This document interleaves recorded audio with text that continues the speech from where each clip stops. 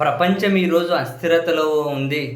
మీరు, నేను భారతదేశంలో క్షేత్రస్థాయి నుంచి ప్రపంచంలో మరో మూల క్షేత్రస్థాయి వరకు జనాలు ఇబ్బందుల్లో ఉన్నారు అంటే కారణం అమెరికా, దాని అధ్యక్షుడు డొనాల్డ్ ట్రంప్.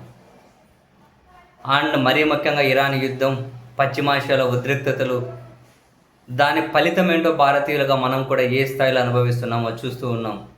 ఇప్పటికే పెట్రోల్ మంటలు, చమురు మంటలు, గ్యాస్ మంటలు ఏ స్థాయిలో మన వాళ్ళు కూడా పెంచుతూ ఉన్నారు.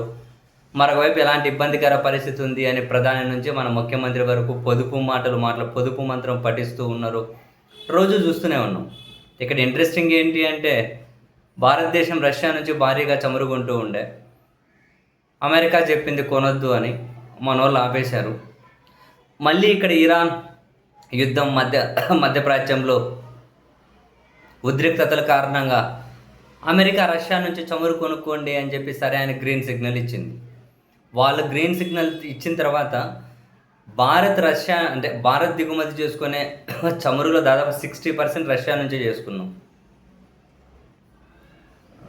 సరే, ఏదో ఈ ఉద్రిక్తత ఇబ్బందుల్లో కాసింత నెట్టుకొని వచ్చాక ఉపయోగపడుతూ ఉండే.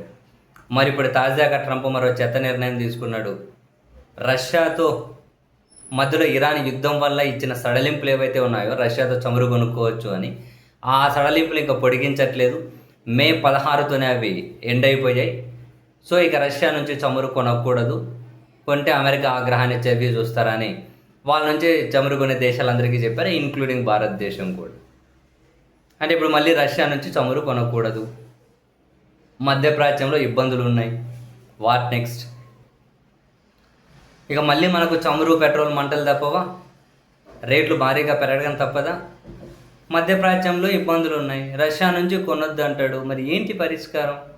ఆ పరిష్కారం ఏందో వాడే చూపెడతాడు, విపరీతమైన రేట్లు. ఇప్పటికే మన వాళ్ళు చూడండి, మన దేశంలో ఎన్ని కష్టాలు పడుతూ ఉన్నాము, చమురు కష్టాలు. ఇప్పుడు ఇంకా రష్యా నుంచి కొనొద్దట. 16వ తేదీకి లాస్ట్ మేము ఇచ్చిన సడలింపులు కొనకూడదు, కొంటే అమెరికా ఆగ్రహాన్ని చవి చూస్తారు అని. మన దేశం ఎట్లా స్పందిస్తుందో ఈ నిర్ణయం మీద చూడాలి. మనం ఎట్లా స్పందిస్తాం? మన వాళ్ళేమో మనకు చమురు నిల్వలు ఉన్నాయి 1-2 నెలల వరకు, ముందు జాగ్రత్తగా మాత్రమే పొదుపు మంత్రం పఠిస్తున్నాము అని మన వాళ్ళు చెబుతారు. మరి ఇరాన్ మీదేమో మళ్ళీ మీ చైనా నుంచి వెళ్ళిపోయిన తర్వాత రిటర్న్ అయ్యి అమెరికా అధ్యక్షుడు మళ్ళీ ఇరాన్ సంగతి తెలుస్తా అని చెప్పి రాత్రి మళ్ళీ ఆయన సోషల్ మీడియా ప్లాట్ఫామ్ ఇది ఒక ఏఐ వీడియో షేర్ చేశాడు. వీళ్ళ బతుకు జడ ఎప్పుడు ఇవే. వాని కిందగా పుల్ల పెట్టాలి, ఈయన కింద పుల్ల పెట్టాలి, వాని అంతం కోరుకోవాలి, వీని అంతం కోరుకోవాలి, వాని నాశనం అవ్వాలి, మేము ఒకరం బాగుండాలి. కొన్ని వాళ్ళు ఏమైనా ఎలగబెడుతున్నారా? వాళ్ళు అవే కష్టాలు పడుతూ ఉన్నారు.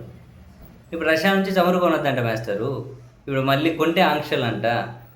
మరి ఏంటి పరిష్కారం? ఏమో మన వాళ్ళు ఏం చేస్తారో చూద్దాం.